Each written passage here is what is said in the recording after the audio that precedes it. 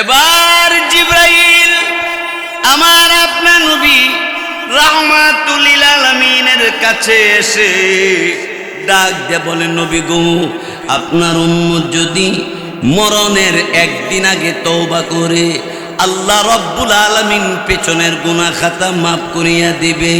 নবীজি ডাক দিয়ে বললেন, জিবরাইল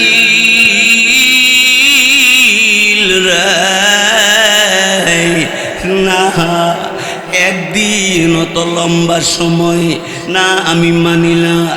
একদিনের ভিতরে আমার উম্মতে গুনাহ করে ফেলবে, আর গুনার কারণে আমার উম্মত যদি জাহান্নামের মধ্যে যায়, জাহান্নামের আগুন সইতে পারবে না। কি রে জিবরাইল, আমার আল্লাহ রব্বুল আলামিনকে বলো, আল্লাহ রব্বুল আলামিন যেন আরো দয়া করে।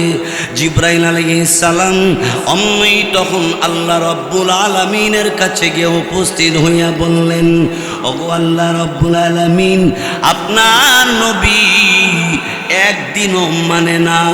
আল্লাহ রব্বুল আলামিন অমনি তখন ডাক দিয়ে বললেন, কিরে জিবরাইল, যাও যাও, আমি আল্লাহ রব্বুল আলামিন আমার নবীর উম্মতের প্রতি আরো দয়া করলাম। বলো বলো গো, আমার নবীর উম্মত যদি মরণের আগ মুহূর্তেও তওবা করতে পারে, নবীর খাতিরে আমি আল্লাহ পাক তার পিছনের গুনাহ খাতা মাফ করে দিব। জোরে বলিস দিও না।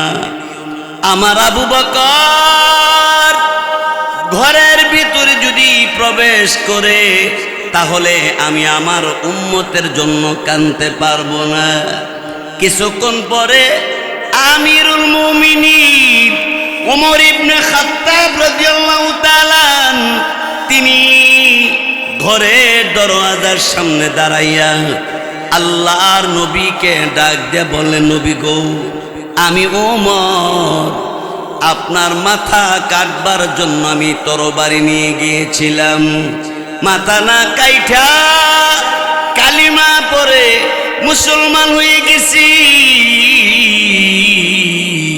নবীজি গো, আমার জিন্দিগির ভিতরে যত নেক কামাই করলাম, সব নেক আমি আপনার উম্মতকে দিয়ে দিলাম। উম্মতের জন্য আর আপনার কাঁদতে হবে না।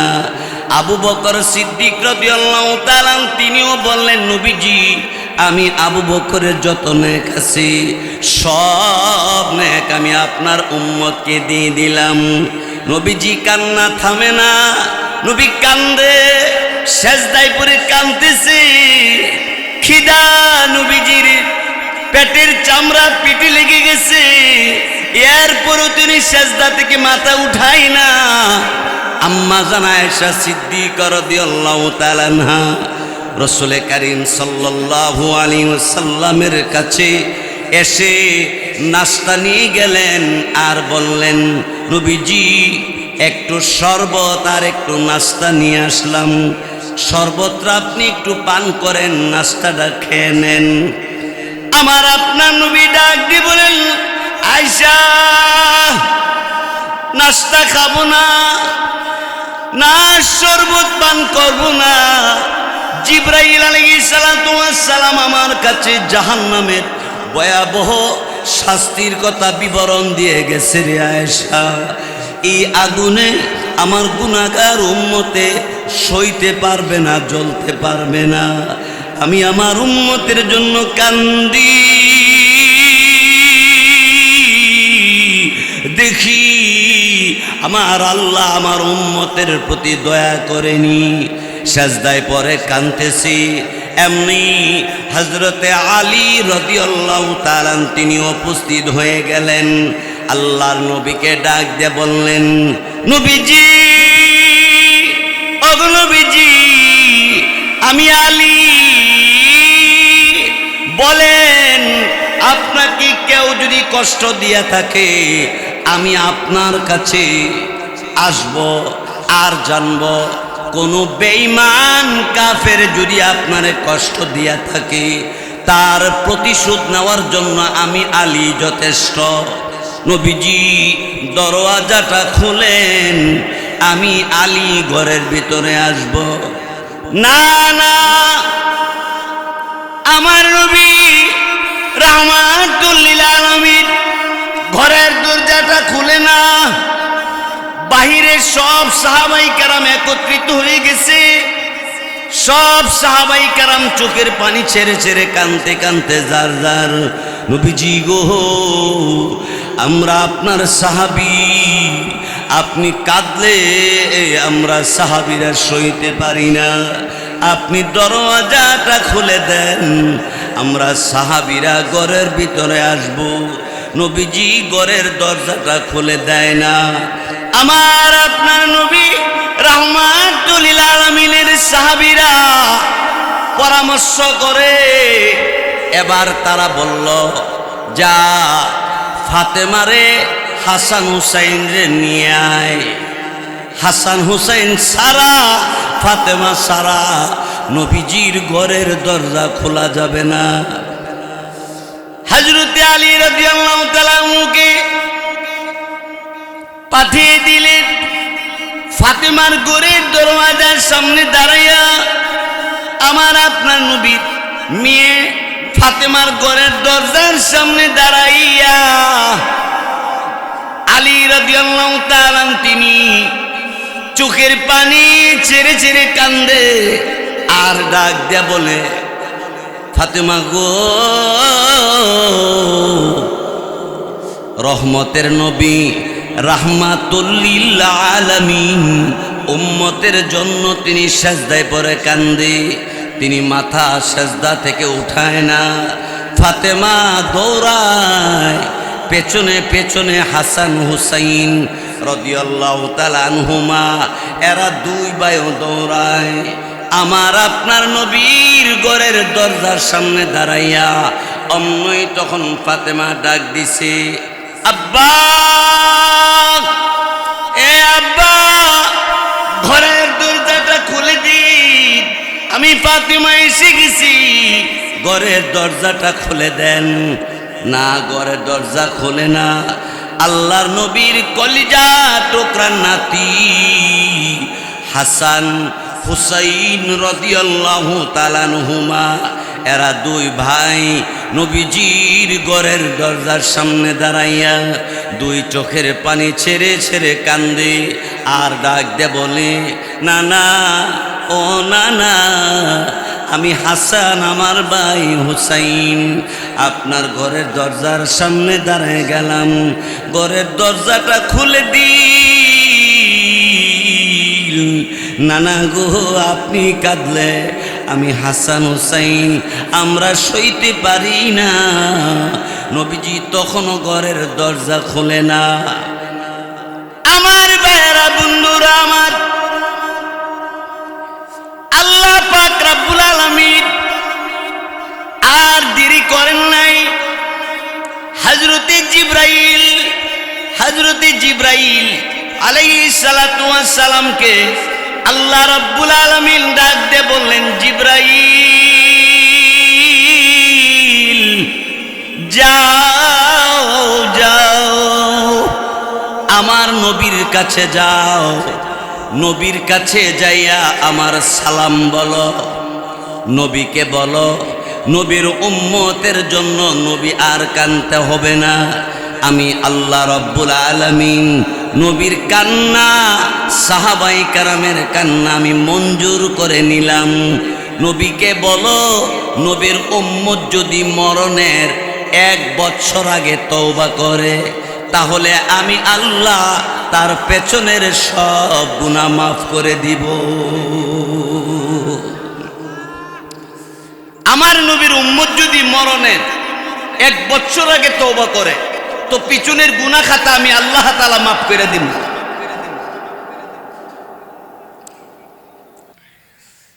আমার ভাইয়েরা, এবার জিবরাইল আলাইহিস সালাতু ওয়াস সালাম তিনি এসে উপস্থিত হইয়া আমার আপনার নবীর কাছে উপস্থিত হইয়া ডাক দিয়ে বললেন, নবী গো, আর আপনার কাঁদতে হবে না।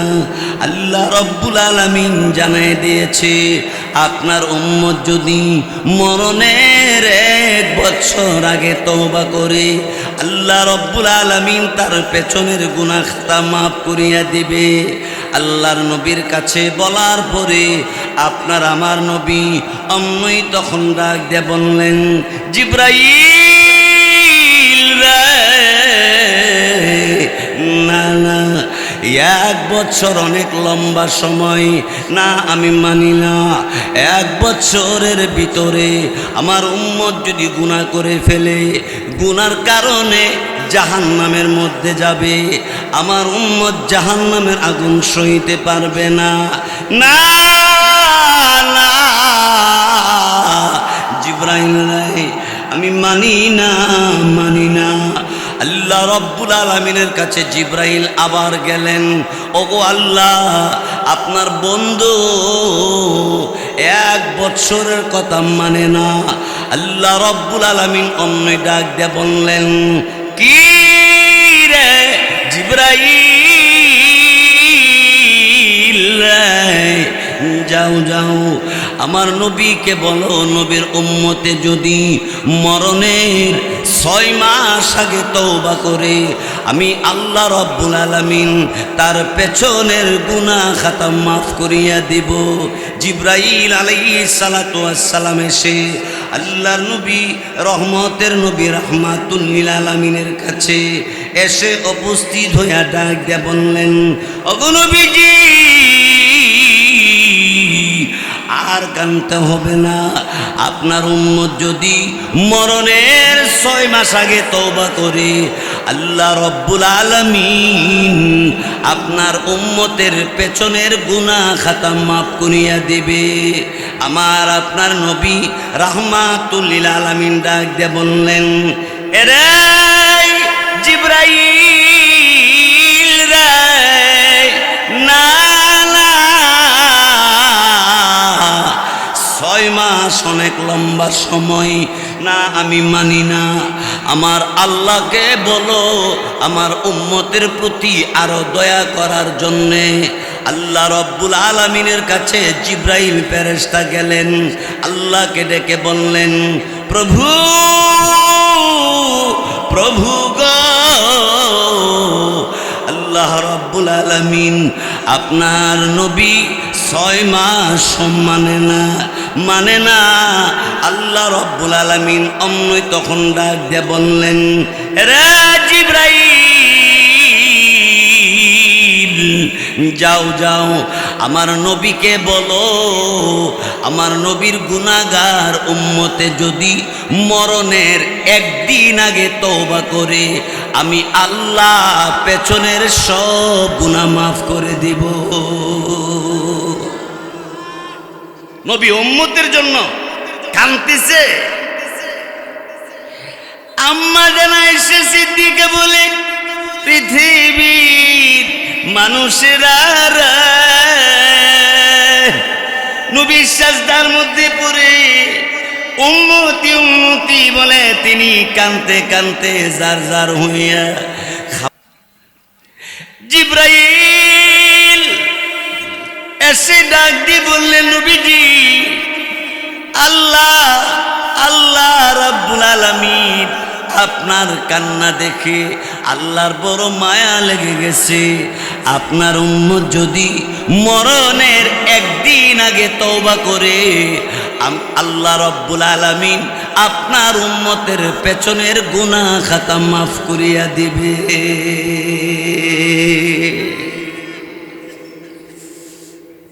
এবার জিবরাইল আমার আপনার নবী রাহমাতুল লিল আলামিনের কাছে এসে ডাক দিয়ে বলে, নবী গো, আপনার উম্মত যদি মরণের 1 দিন আগে তওবা করে, আল্লাহ রব্বুল আলামিন পেছনের গুনাহ খাতা মাফ করিয়া দিবে। নবীজি ডাক দিয়ে বললেন, জিবরাইল রে, না, 1 দিন তো লম্বা সময়, না আমি মানি না। এই একদিনের ভিতরে আমার উম্মতে গুনাহ করে ফেলবে, আর গুনার কারণে আমার উম্মত যদি জাহান্নামের মধ্যে যায়, জাহান্নামের আগুন সইতে পারবে না। কি রে জিবরাইল, আমার আল্লাহ রব্বুল আলামিনকে বলো, আল্লাহ রব্বুল আলামিন যেন আরো দয়া করে। জিবরাইল আলাইহিস সালাম অমনি তখন আল্লাহ রব্বুল আলামিনের কাছে গিয়ে উপস্থিত হইয়া বললেন, ওগো আল্লাহ রব্বুল আলামিন, আপনার নবী একদিনও মানে না। আল্লাহ রব্বুল আলামিন অমনি তখন ডাক দিয়ে বললেন, কিরে জিবরাইল, যাও যাও, আমি আল্লাহ রব্বুল আলামিন আমার নবীর উম্মতের প্রতি আরো দয়া করলাম। বলো বলো গো, আমার নবীর উম্মত যদি মরণের আগ মুহূর্তেও তওবা করতে পারে, নবীর খাতিরে আমি আল্লাহ পাক তার পিছনের গুনাহ খাতা মাফ করে দিব।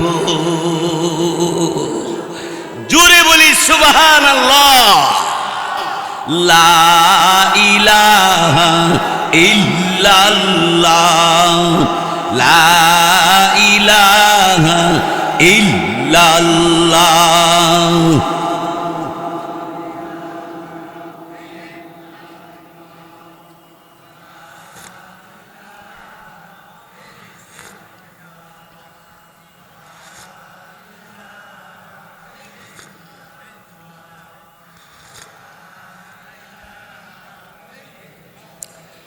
আসমানের মালিক যে আল্লাহ, আসমানের মালিক যে আল্লাহ, জমিনের মালিক সেই আল্লাহ।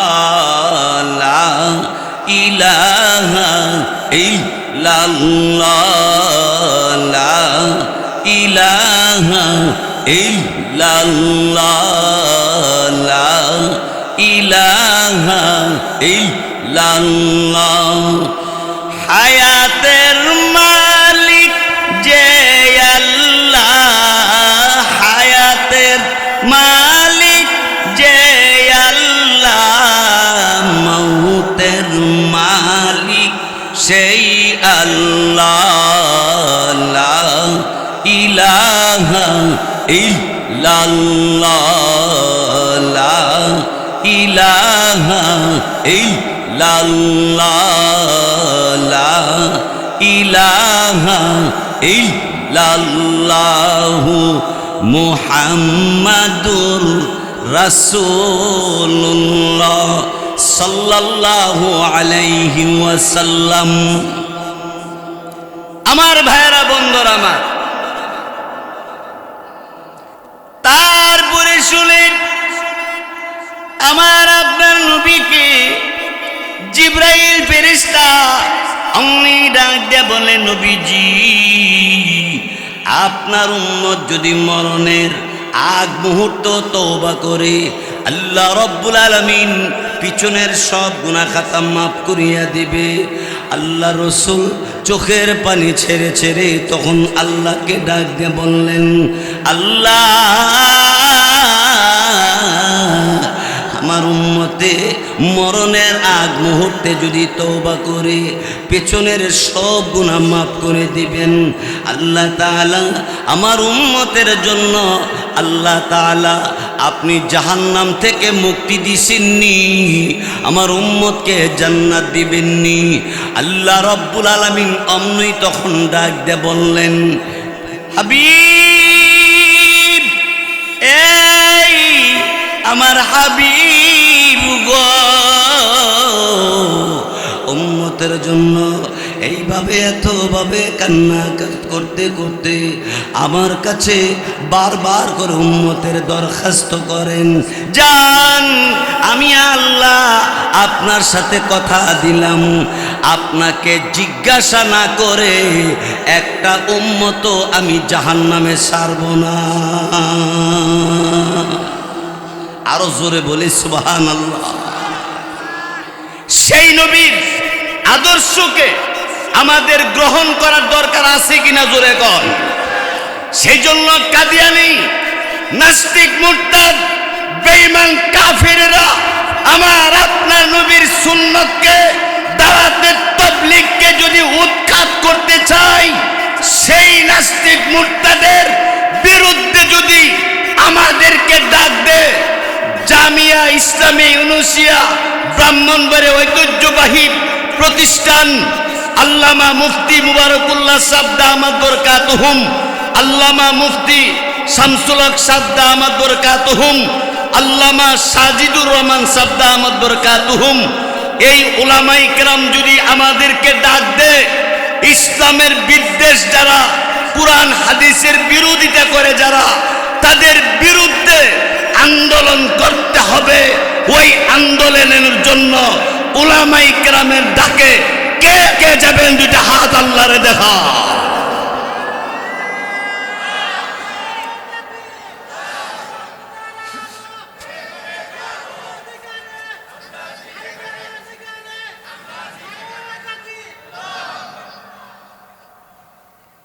আমার ভাইয়েরা, বন্ধুরা আমার,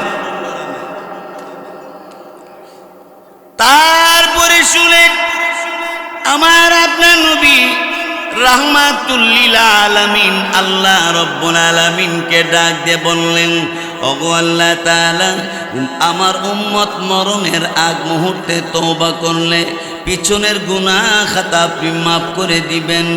আল্লাহ তাআলা হাসরের ময়দানে আল্লাহ রব্বুল আলামিন আমার গুনাহগার উম্মতকে মাফ করে দিয়া আমার পার্শ্বে দাঁড় করাইয়া দিয়েন।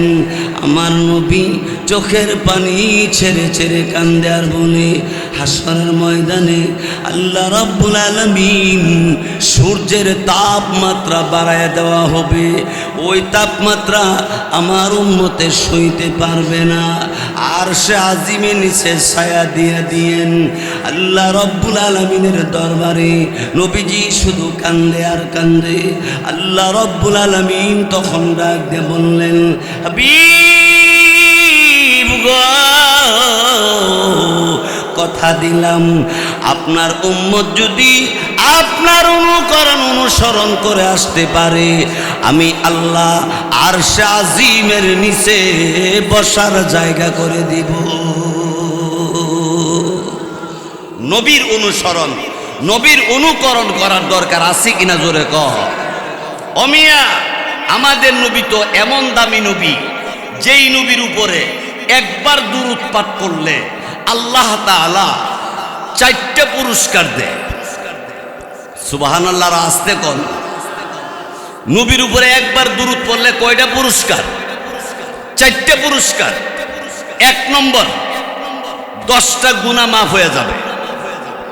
2 নম্বর, 10টা সওয়াব লিখে দেওয়া হবে। 3 নম্বর, 10টা মর্যাদা বাড়াইয়া দিবে। 4 নম্বর, জান্নাতের গেট খুলিয়ে দেওয়া হবে। আরো জোরে ক।